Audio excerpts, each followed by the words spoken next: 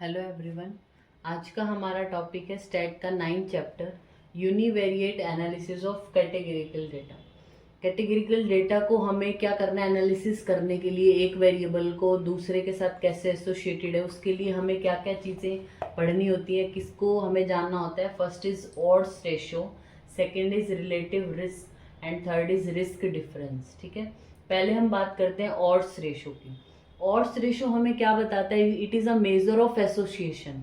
ये मेजर है एसोसिएशन का between N exposure and a outcome, कि कोई भी एक एक्सपोजर हुआ और इससे ये आउटकम आई है और इन दोनों के बीच में कैसा एसोसिएशन है वो आपको पता चलता है ऑड्स रेशो से।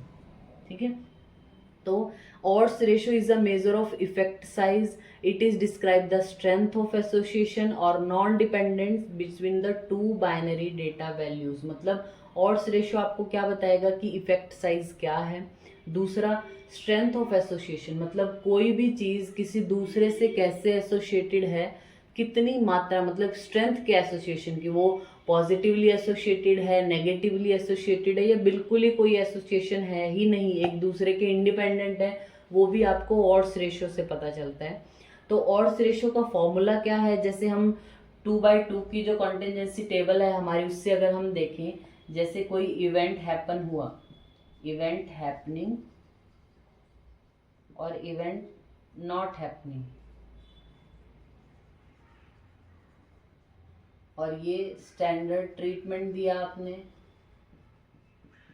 और ये आपका न्यू ट्रीटमेंट था।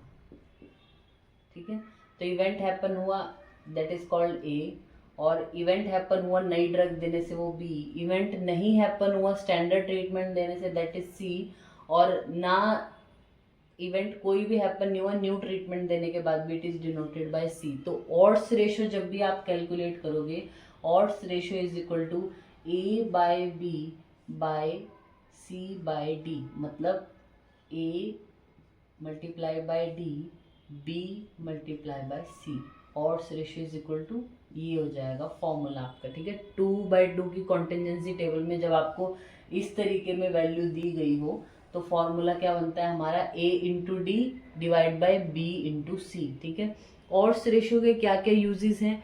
सबसे पहला इफेक्ट साइज को डिटरमाइन करता है, मतलब दो ड्रग इंटरवेंशन आपने दी तो कैसे वो एक दूसरे से अलग है, कि कितना इफेक्ट है एक का, तो वो डिटर्मिनेशन में हेल्प करता है। अगर हम बात करें एपिडेमोलॉजिकल स्टडीज की, तो odds ratio is use to determine the post hoc, मतलब कि if the different group has different outcome on a particular measure. आपने एक पर्टिकुलर मेजर लिया, उस मेजर पे अलग ग्रुप के अलग आउटकम है क्या, वो देखने के लिए ऑड्स रेशियो का यूज होता है। क्लिनिकल सिचुएशंस में भी बहुत हेल्पफुल है। दूसरा स्टैटिस्टिकल टूल, स्टैटिस्टिकल टूल जो ये एक स्टैटिस्टिकल टूल है जो ट्रीटमेंट डिसीजन मेकिंग में भी यूज होता है, और ये क्या बताता है? रिलेशनशिप बताता है बिटवीन टू बाइनरी वेरिएबल्स। दो बाइनरी वेरिएबल्स एक दूसरे से कैसे एसोसिएटेड हैं, कैसे उनका रिलेशन है, वो बताता है आपको। और ये बहुत सिंपल है लेकिन बहुत पावरफुल भी है। डायरेक्शन ऑफ एसोसिएशन बताता है, मतलब एसोसिएटेड तो है लेकिन पॉजिटिवली है या नेगेटिवली है वो बताता है। और दूसरी हम बात करें तो ऑड्स रेशियो किन में कॉमन है? जो सर्वे रिसर्च हम करते हैं एपिडेमोलॉजी में, केस कंट्रोल स्टडी करते हैं, क्रॉस सेक्शनल स्टडीज करते हैं, या कोहॉर्ट स्टडी। अब ये मैं आपको यहाँ पे बताना चाहूंगी कि अगर आपको अगर आप एमडी पर्पज से देखें तो आपको डायरेक्टली 2 मार्क्स के लिए 5 मार्क्स में पूछा जाएगा ऑड्स रेशियो, तो आपको उसकी डेफिनेशन बतानी है, उसका फॉर्मूला बता देना, उसके यूजेस बता देने, खत्म हो गया।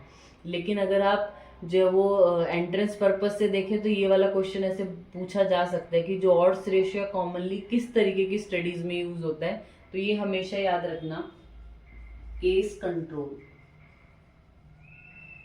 अगर आपको 4 ऑप्शन दिए हैं अलग अलग, सपोज आपको दिया कि case control, cross sectional, cohort या फिर लॉन्गिट्यूडनल स्टडी, तो वहाँ पे केस कंट्रोल को आपको टिक करना है क्योंकि ऑड्स रेशियो मेनली वहाँ यूज होगा। इसके अलावा सर्वे में भी होता है, क्रॉस सेक्शनल में भी यूज होता है और कोहॉर्ट में भी यूज होता है, उसमें भी होगा। लेकिन अगर आपको सिंगल को ही टिक करना हो तो केस कंट्रोल को वहाँ पे टिक करना है। ठीक है, odds ratio case control study में यूज होगा।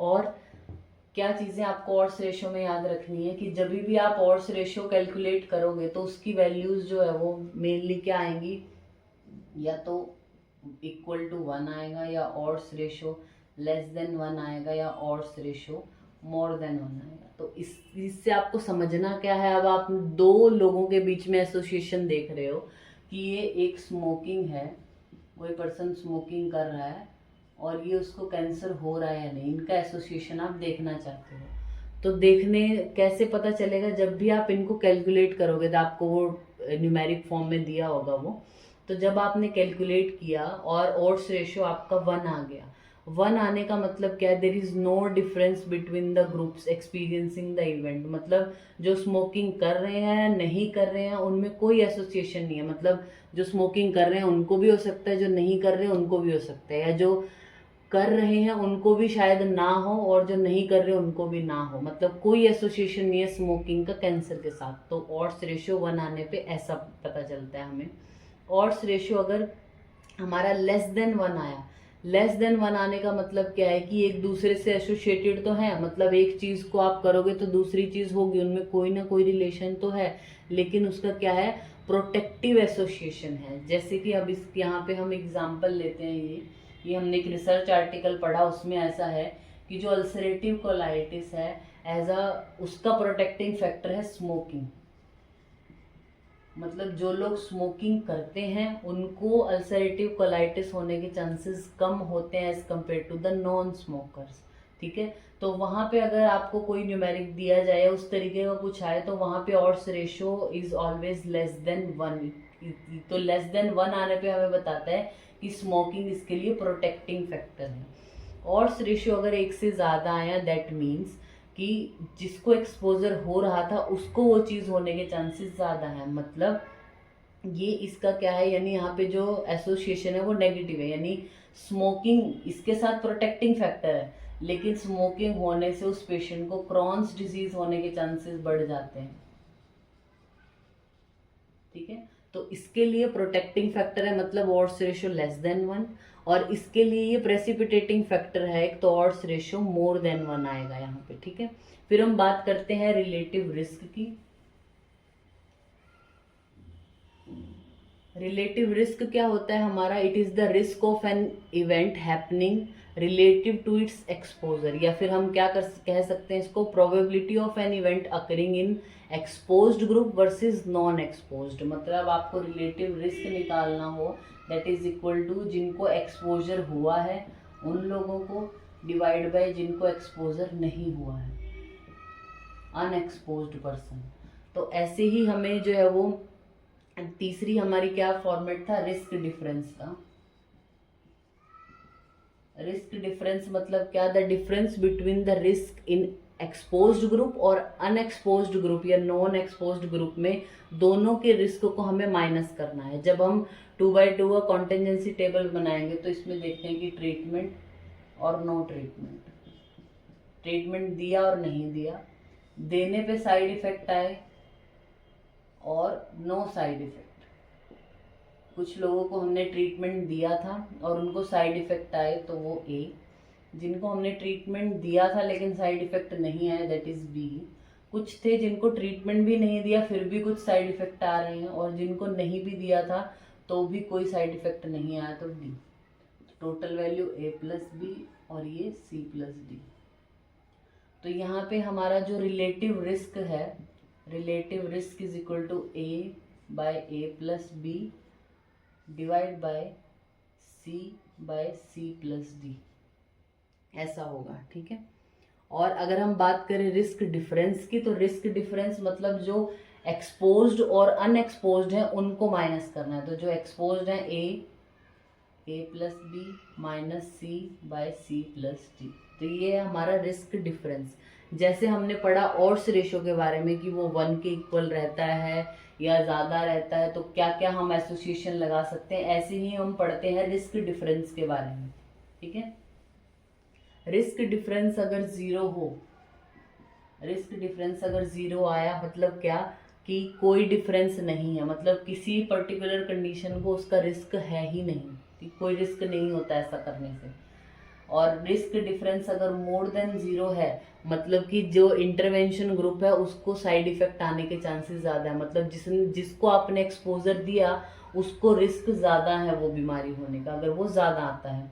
और रिस्क डिफरेंस अगर कम आता है 0 से, दैट मीन्स जिसको आपने एक्सपोजर दिया है उसको वो प्रॉब्लम होने के चांसेस कम है, मतलब वहाँ पे भी ये प्रोटेक्टिंग फैक्टर की तरह काम कर रहा है। उसमें ऑड्स रेशियो में लेस देन 1 प्रोटेक्टिंग था और यहाँ पे लेस देन 0 प्रोटेक्टिंग का काम करेगा, ठीक है। तो ये तीनों चीज़ें, मतलब ऑड्स रेशियो, रिलेटिव रिस्क और रिस्क डिफरेंस आपको पता होना चाहिए। और दूसरा क्वेश्चन आपसे यहाँ से ऐसा भी पूछ सकते हैं कि जो रिलेटिव रिस्क है हमारा, रिलेटिव रिस्क कौन सी टाइप ऑफ स्टडी में मेनली जो है वो हम देखते हैं, तो वो आएगा हमारा कोहोर्ट स्टडी में, ठीक है। कोहोर्ट स्टडी में मेनली आपको टिक करना है अगर जहाँ पे सिंगल ऑप्शन हो आपके पास। तो ये हमारा टॉपिक हो गया ऑड्स रेशियो, रिलेटिव रिस्क का और रिस्क डिफरेंस का। Thank you.